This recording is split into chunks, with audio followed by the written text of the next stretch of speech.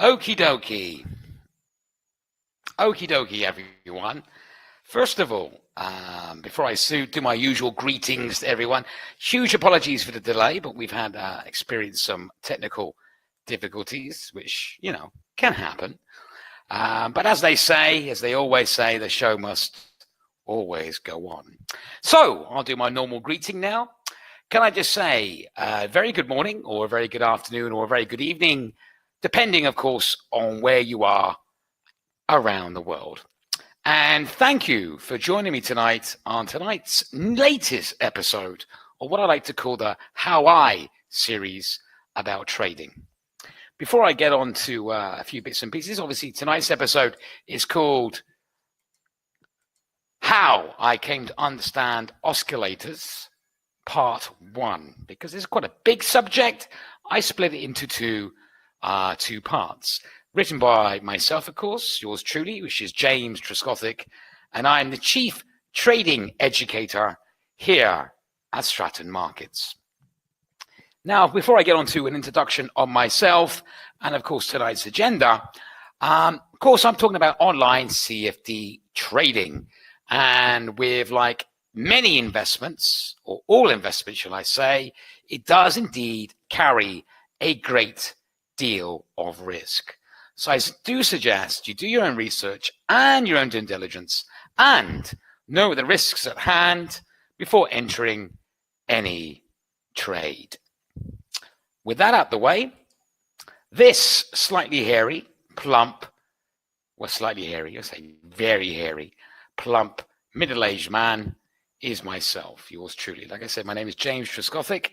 I'm the Chief Trading Educator here at Stratton Markets. I have over 20 years experience in the financial service industry. I actually started out at the age of 18 when I specialized in mortgages. This is, of course, when I was back in the UK. As you can tell, I'm a Brit, so don't hold that against me.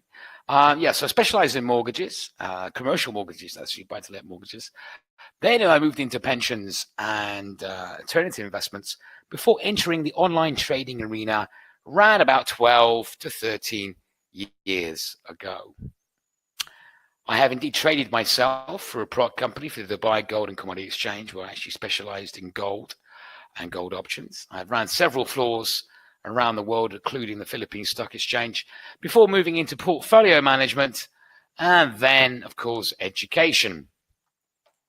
I'm indeed a published writer, and I've been published in several leading industry publications, including the likes of the Financial Times Advisor, Market Watch, The Street, City AM newspaper, as well as several industry magazines like FX Trader magazine, etc. I'm an avid market commentator. One thing I will say about myself, I'm extremely passionate about this market, and I like to share this sort of passion with you. And I'm a well-known public speaker, and I've spoken at several events, industry events that is, around the world, including the likes of Singapore, Dubai, Qatar, Kuwait, South Africa, more recently, Joburg, Pretoria, and Cape Town, and of course the UK, and obviously Berlin. Now, tonight's agenda, like I say, we're talking about oscillators. This is part 1 of the oscillators, okay? So tonight we'll talk about what are oscillators. We'll then discuss the theory behind oscillators. Then we'll move into a few examples of oscillators. We're going to focus on 2 tonight. Part 2 will cover a bit more. Then we'll do some market examples of oscillators on a live environment. So we can see on some of the charts of how they can and not always work, because nothing always works all the time. And of course, then we'll discuss the November schedule and of course, question and answer session, which will be held at the end. So, what are oscillators? An oscillator, I tell you what, let me put myself on camera as well so you can see my ugly face. Hello. Hello, everyone. So, an oscillator is a type of technical analysis indicator which can potentially be used by a trader to identify if a trend might change and, we'll go over this a fair few times, find overbought or oversold areas. wrong switch. Having lots of technical difficulties today. Oh, happy days. Forgive me. This potentially works when an asset is at extreme value in either an overbought or oversold zones. Now, the theory behind, and the most popular oscillators, is stochastic oscillators. Easy for me to say. Now, the theory behind these oscillators, it was developed by a man called George Lane in the 1950s.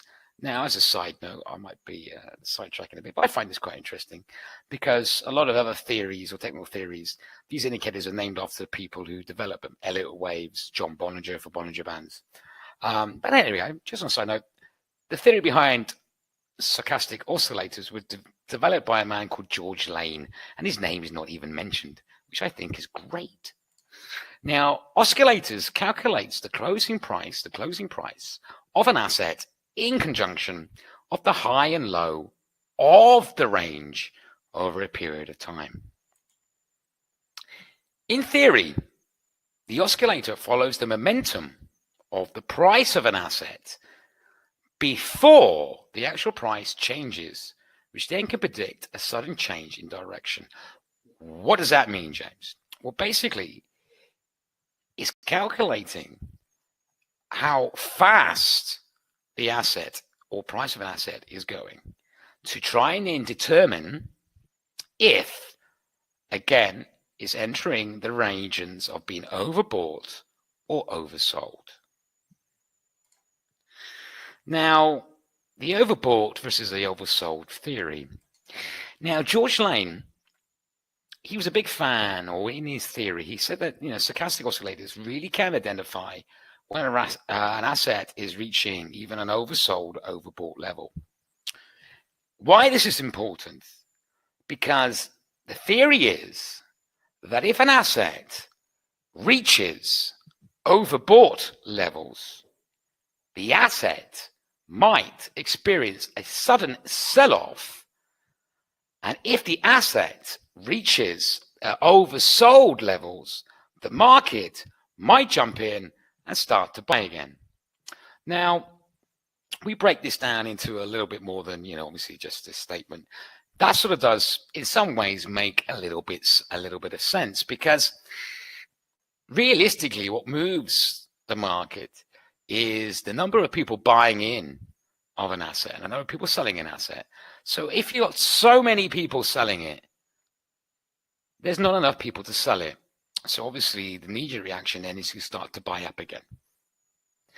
And if you've got a large group of investors, say, buying up an asset, and there's too many people buying the asset, there's no other people to sell it from or sell it to them.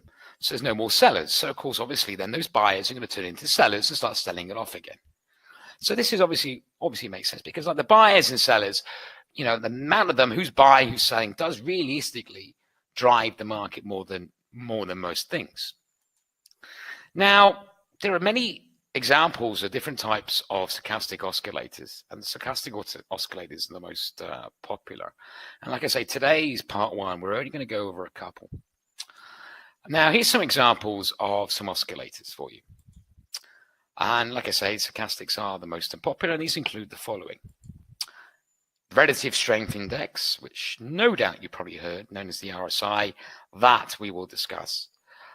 Pambaric SAR, which is another oscillator. Moving average convergence divergence. Rose off the tongue, that one, doesn't it? Or simply known as MACD. We'll discuss that as well today. Commodity channel index. Average directional index. Detrended price oscillator. So those are just a few of the oscillators. But like I say, for part one today, we're only going to focus on two. So let's start off with moving average convergence divergence, or simply known as MACD. Now, the theory behind this indicator is that it can help you identify when a direction of an asset may change to either a bullish or bearish direction.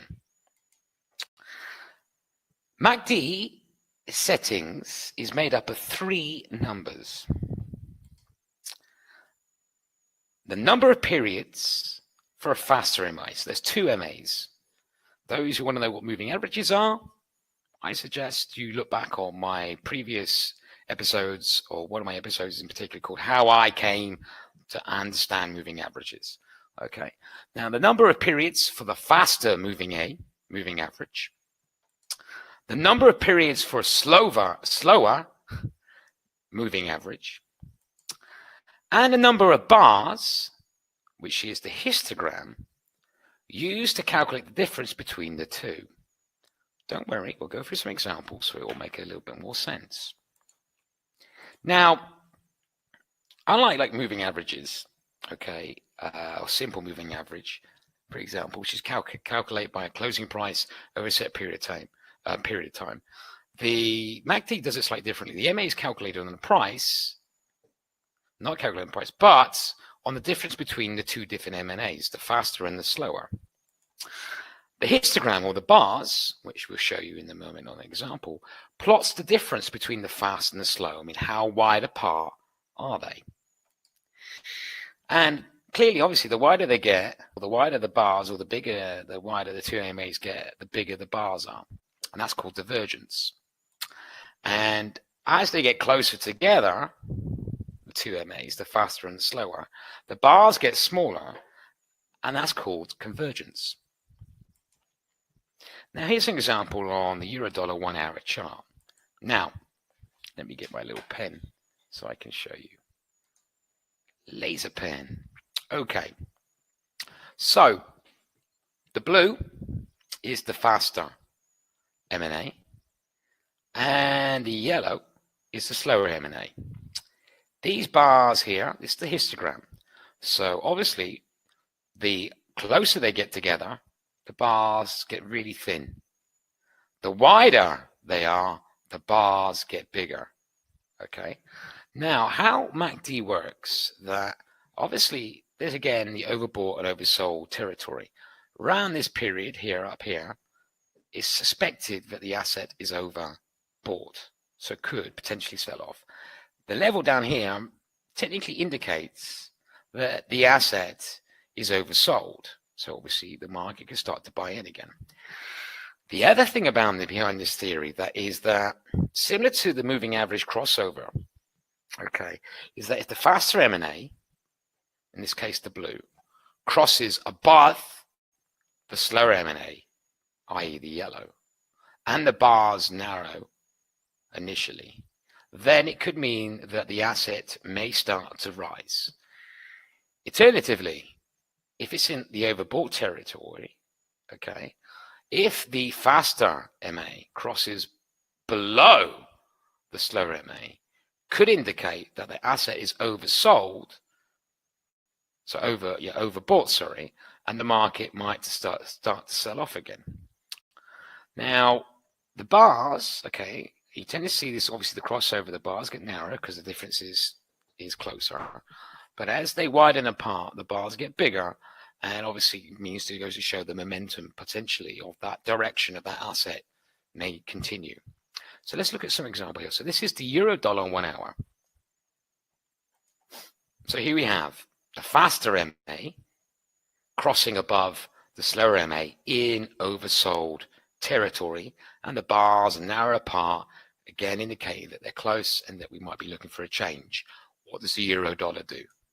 Does indeed move higher, so the market starts to buy in again. Go along a little bit there. We're now in overbought territory. The bars are wider, of course, at this point, showing that obviously the euro is continuing to move up. But as we're again in overbought territory here, and the bars get narrow, the faster MA crosses below the slower MA, indicating potentially the market is overbought and the Euro-Dollar might start to sell off. What does the market do? Indeed, we see a bit of a sell-off. Okay. We then see it then crosses above it again. Very, very close though, so not strong, but indeed the market starts to move up a bit higher. But really what we're interested in, as we can see there, look, it starts to move higher. But then at this point, the faster MA crosses below the slower MA, still in overbought territory. And what happens here, of course, obviously then the euro dollar does indeed start to be sold off again.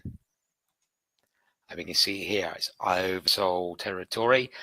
Then again, like I say, we're below this level. Bars get narrow, the histogram gets narrow. The faster crosses above, the slower, and indeed the market starts to move up again. Let's look at another example. I wonder what that was then. Let's look at another example. Okay, this is the British pound, US dollar, again on a 30-minute chart. Okay, so we have our MACD convergence here. Remember, the blue is the faster and the yellow is the slower.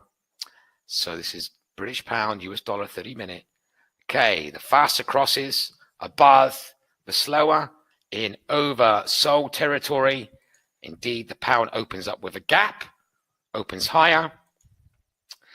Slightly approaching an oversold territory region, but the faster MA starts to move below the slow MA, and indeed the market starts to sell off. Again, not a real strong signal here. Sometimes people will say, but look, it's close, but yeah, you can argue it moves above it again and the market moves up, but yeah, not so clear in my mind's eye. But you can see here it starts below the slower MA, and indeed the market sells off, moves above it again, but this time it's not in the oversold territory.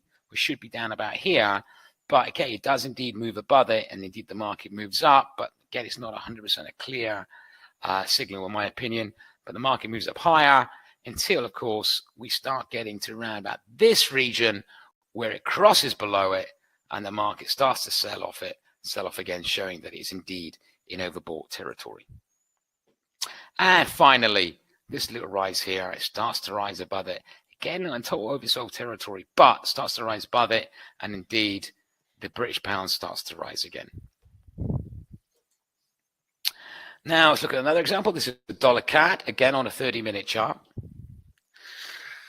Okay, so remember, blue, fast, yellow, slow, overbought territory, oversold territory. Let's have a look how this looks. Okay, faster crosses below the slower, and indeed the market starts to sell off. Crosses below the slower, faster below the slower again, and the market this time dramatically sells off. Really then comes into oversold territory, and when it does indeed, the faster crosses above the slower, does is you start to move above, and yes, indeed, the market moves higher. Here, again, all right, just come approaching overbought areas. It does cross below the faster does cross below the slower. There's a small sell-off there, so not a very strong signal, not as strong as this one here, or as this one here is. So yeah, again, I say a lukewarm signal, but yes, it does do what it says, what it's supposed to do. Again, more of a lukewarm, crosses above it slightly, etc. there. This is gold on a daily. Now we're in oversold territory here, remember, but still crosses below it, and the market starts to sell off again. Quite dramatically, stays in oversold territory. So realistically, but here some people would jump in. So this is a false signal, but it's not strong enough because the bars are still close. The bars doesn't widen to show that they're separating. It stays closer. It doesn't really give us a strong signal that the trend is changing. So realistically, it's not really working. Then it does indeed finally breaks above it cleanly. As you can see now, the bars widen apart, really gives us more of a signal that yes, it's oversold, and yes, indeed, the direction may potentially change, and it does indeed. The market starts to buy in again, pushing gold prices higher. Here, lukewarm, realistically, because it's so close together, but as you can see, the market really is in a range, so not a clear signal there at all. And finally, it does go above it, leaving the oversold signal, oversold range, and as you can see, the bars then start to widen. It really then starts to push higher, and gold prices does indeed start to rise. The other oscillator we want to talk about is probably the most famous one, which is the relative strength index, the infamous relative strength index. Both oscillators, both these, what we're talking about, they're known as leading indicators, not lagging. So they're trying to like base the price on what future actions could be, and the RSI is certainly known as a early warning indicator. Now, the theory is that if an asset is overbought, as we said, the market might sell off. If it's oversold, then the market might start to buy in again. Now, the RSI has a value range between 0 to 100. So there's 100 at the bottom and 100 at the top. And the theory is, if the indicator indicates that the value is above 70, the asset is potentially overbought, and that could cause a sell-off of the asset and causing the price to drop. And if the asset is at the value of 30 or below, potentially that asset is oversold, meaning the market might rush in, pushing the prices higher again. Theory. Okay. So let's look at an example. This is the British pound US dollar, the cable, on a daily. Okay. So here is our RSI. All right. Yeah. So we got our 30 level around here, and we got our 70 level around the top here. So let's have a look.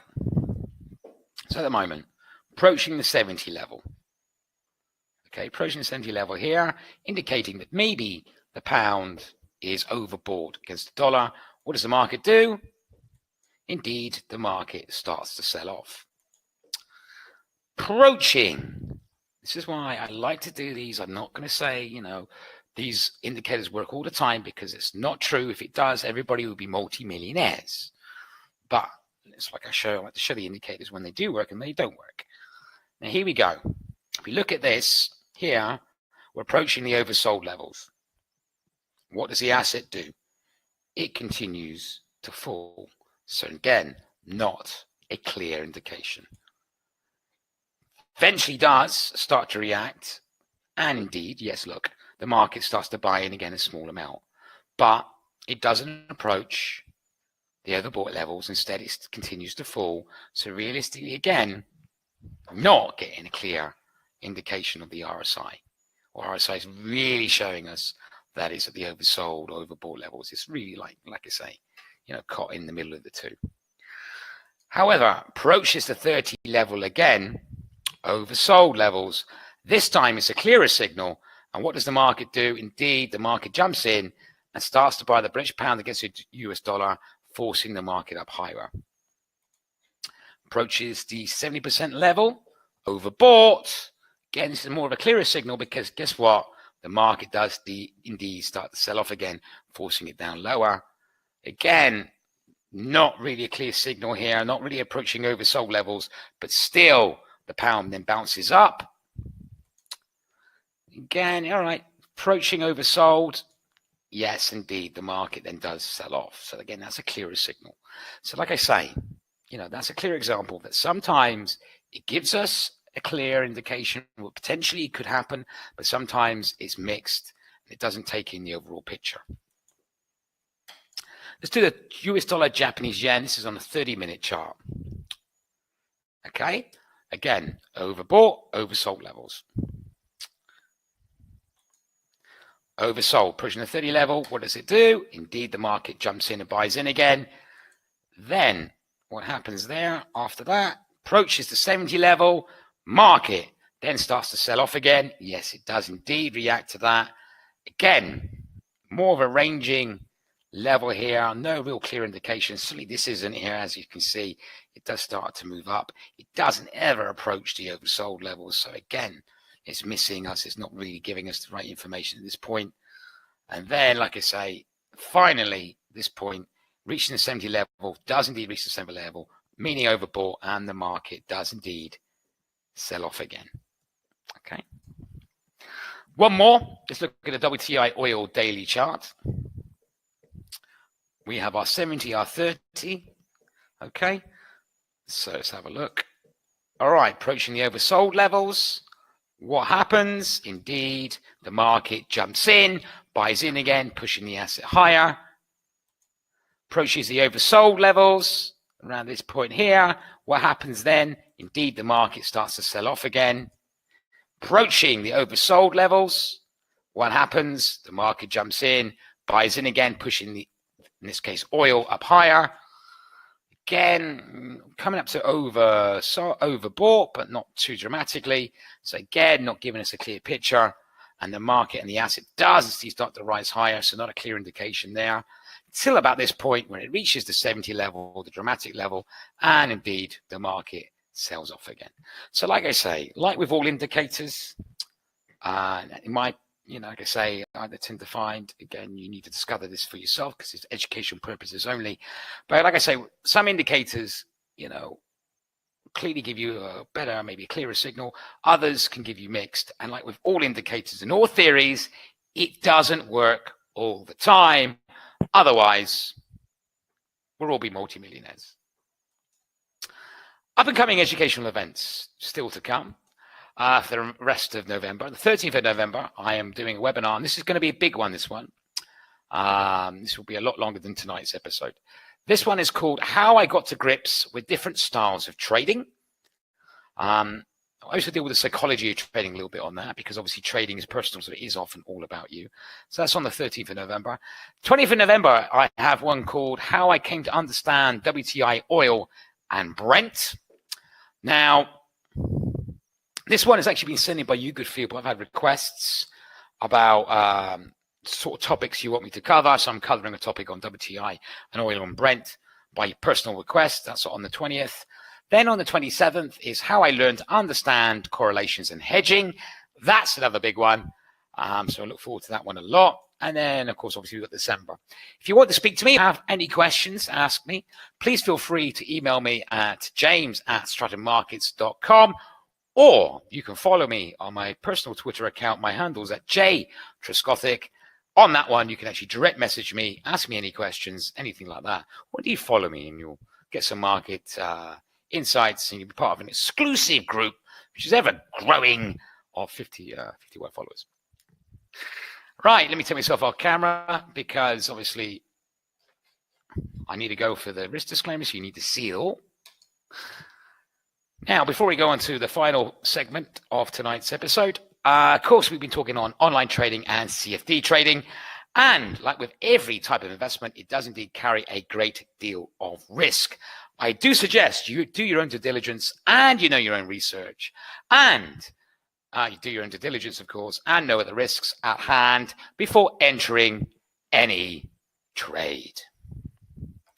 Now, with that out of the way, obviously I would go for some questions and answers. But of course, we've had some technical difficulties tonight, so I do apologize for that. So please forgive me. So what I will say on this occasion, because of the technical issues we've had on the, with the webinar, please feel free to contact me on my Twitter or my email and ask me questions directly from that. But what I will say, for those of you who have stuck around, thank you so much for taking the time and your patience sticking with us despite the technical problems we've had today. So on that note, can I just say either a very good morning or good afternoon or a very good night, depending on where you are around the world. Till next time, can I wish every single one of you a fantastic day, and thanks for coming or thanks for watching. Till then, all of you, trade safe.